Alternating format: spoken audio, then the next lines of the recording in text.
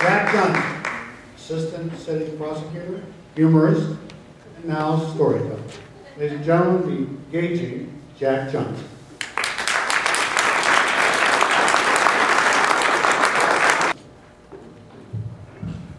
He said I was a prosecutor. Well, I didn't have one of these then.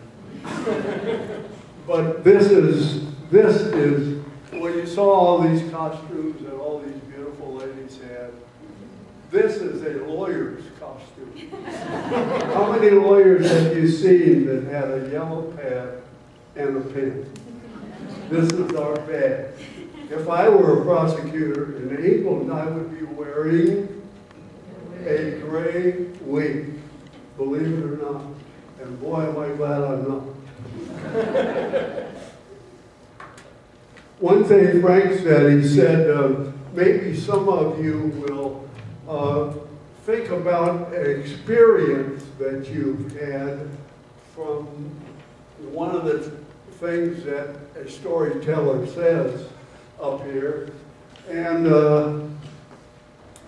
I hope that none of you have had the experience of being in the courtroom with me as a prosecutor. Actually, my experience is that I've tried over 300, I can't believe this, so over 300 jury trials to completion in 54 counties in the state of Ohio.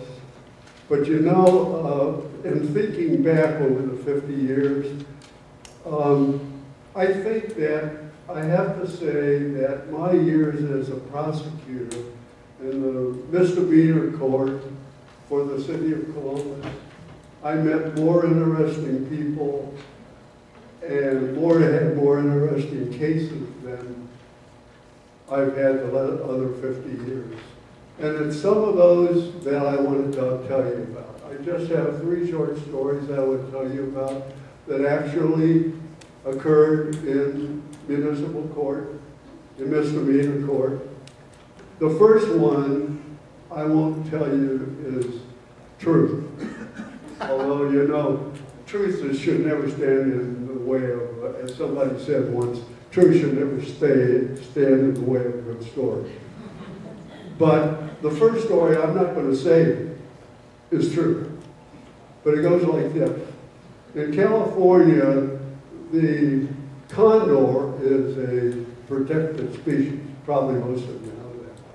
And it's against the law to do anything to them. Well, a fellow prosecutor one day had a gentleman who came before the court, and the charge was killing a giant condor. Well, the judge said to him, how do you plead?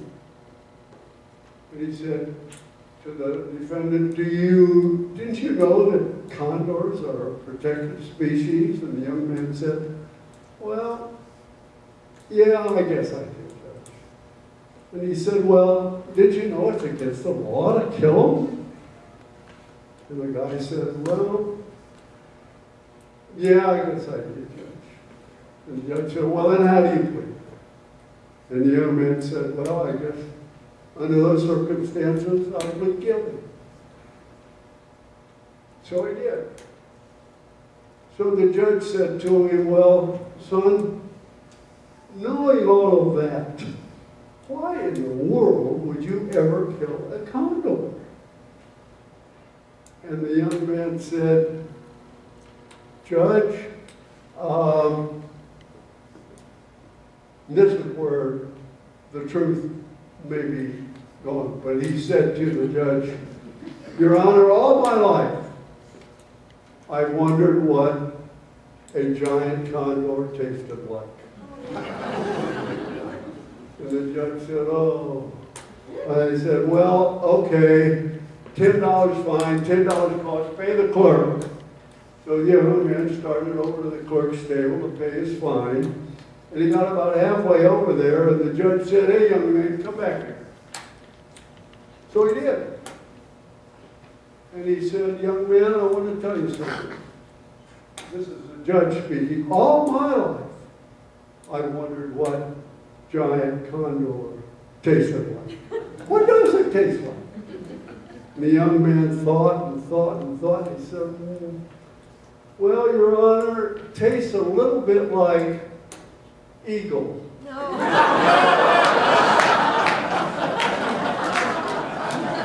That's the one I'm not looking out to be true. That's two I'm going to tell you about actually happened with me as a prosecutor. And they're pretty short. But one day I was sitting in court on Monday morning, which was the most interesting part of the week because there'd been a long weekend and a lot of arrests and a lot of defendants. And this gentleman came in and he looked like Santa Claus. He had a giant head of hair, white hair, a great big white beard. And I said to him, sir, you know what you're charged with? And he said, well, no. I said, you're charged with trespassing on railroad property. And he said, and I said, are you prepared to plead? And he said, oh yeah. And I said, well, how do you plead? He said, guilty. So I said, well, how did you get here? And he said, well, I'm from Texas, and I came up here on a freight car. And I said, well, why in the world did you come up here? And he said, well, there was a national convention of hobos in Delaware. This is a true story. And he said, that's why I came up. And I said, well, now it says here that you were arrested on railroad property. What were you doing there? He said, I was going to get on the train and go back to Texas. Oh, I said, that's interesting.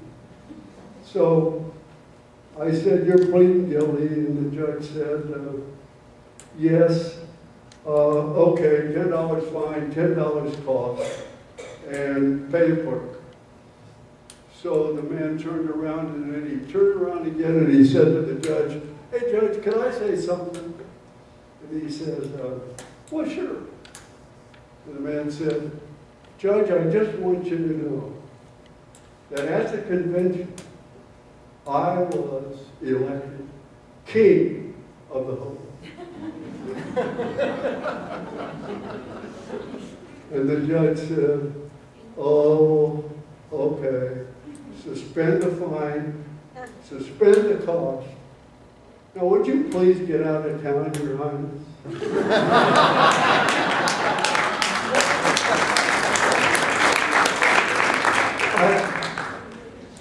That really was a true story. That happened right in front of my eyes. And one more that I want to tell you about. This lady came in one day, and she looked like a fullback for the Cleveland Browns. And the charge was, she was charged with assault. And the assault was that she was beating her husband. And this wasn't the first time, so she got arrested, charged with beating up on her husband. He was in the audience, and he was a sort of a little guy, so I thought, well, it's pretty possible that she could have been beating him up. And I said to her, ma'am, you know what you're charged with? She said, yeah, I guess I'm charged with beating up on my husband. I said, yes, that's right. I said, how do you plead? And she said, guilty. So I said, okay. And the judge said, $25, pay the court. And she turned around and started to walk over to the clerk, and the judge said, turn around back here, ma'am. So she turned around back to him, and he said, have you stopped beating your husband? And she said, no, but I've sure slowed down.